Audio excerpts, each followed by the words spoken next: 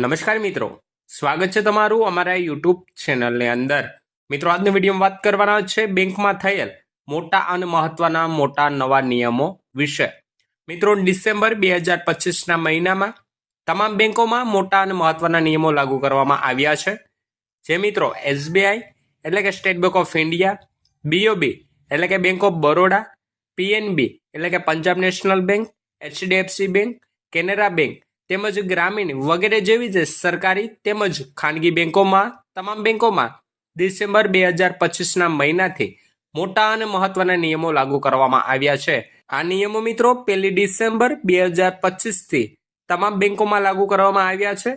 મિત્રો, જો તમારું બેંકમાં ખાતું હોય તો વિડીયો ખાસ જોઈ લેજો, મોટી અપડેટ ખાસ જાણી લેજો।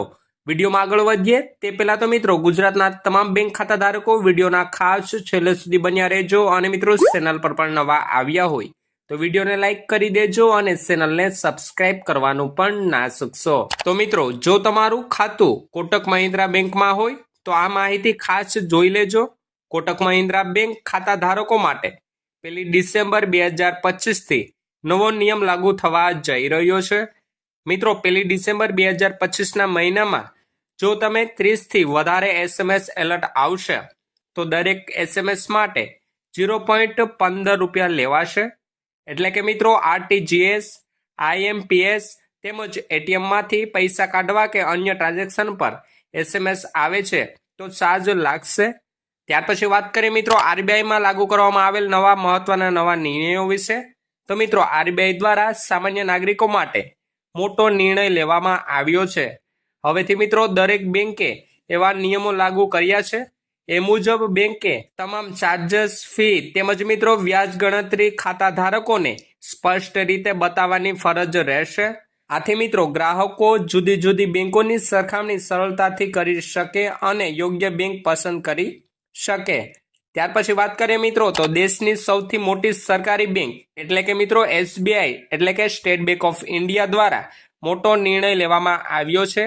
એટીએમમાંથી નક્કી કરેલી મફત લિમિટથી વધારે પૈસા કાઢશો તો દરેક વધારાની ટ્રાન્ઝેક્શન પર અંદાજે મિત્રો ₹2 વધારે ચાર્જ લાગશે। મિત્રો, જો તમે પણ વારંવાર એટીએમનો ઉપયોગ કરો છો તો તમારે પણ આ ચાર્જ આપવો પડશે। આ નિયમ મુજબ મિત્રો 1 ડિસેમ્બર 2025થી એમ કેશ દ્વારા પૈસા મોકલી શકશે નહીં। તે બદલે હવે તમે યુપીઆઈ, ટીઆરજીએસ અથવા તો એનઈએફટી જેવી સર્વિસનો ઉપયોગ કરી શકો છો। ત્યાર પછી મિત્રો વાત કરીએ તો મિત્રો તમામ બેંકોએ એટીએમને લઈને મોટો નિર્ણય જાહેર કર્યો છે। જ્યાં મિત્રો નવા નિયમો મુજબ નોન હોમ બેંક એટીએમ પરથી મહિનામાં 3 ફ્રી ટ્રાન્ઝેક્શન મળશે। ત્યાર પછી મિત્રો ₹20 થી 25 ચાર્જ લાગશે। આરબીઆઈનું માનવું છે કે આ પગલું ડિજિટલ પેમેન્ટને પ્રોત્સાહન કરશે અને મિત્રો કેશ પર આધારિતતા ઘટશે, જેથી મિત્રો યુપીઆઈ, ડેબિટ કાર્ડ અને મિત્રો નેટ બેન્કિંગનો ઉપયોગ વધુ સારો વિકલ્પ બની શકશે। તેમના પછી મિત્રો છેલ્લે વાત કરીએ તો મિત્રો આ નિયમ બેંકમાં રોકાણદારો માટે ખૂબ જ ઉપયોગી અને મહત્વપૂર્ણ રહેવાનો છે। જ્યાં મિત્રો દેશની સૌથી મોટી સરકારી બેંક એટલે કે state bank of India SBI સામાન્ય ગ્રાહકોને 6.80% અને વરિષ્ઠ નાગરિકોને 7.30% વ્યાજ આપે છે। જ્યારે મિત્રો બેંક ઓફ બરોડા એટલે કે બીઓબી અને મિત્રો સેન્ટ્રલ બેંક ઓફ ઇન્ડિયા એટલે કે સીબીઆઈ 6.75% અને વરિષ્ઠ નાગરિકોને 7.25% વ્યાજ આપી રહી છે। તમે પણ તમારી બચત પર ઉચ્ચ અને સુરક્ષિત વળતર મેળવવા માંગો છો તો તમે આ માટે યોગ્ય બેંક પસંદ કરી શકો છો। તો મિત્રો બસ આજ હતી વિગતવાર મહત્વપૂર્ણ માહિતી।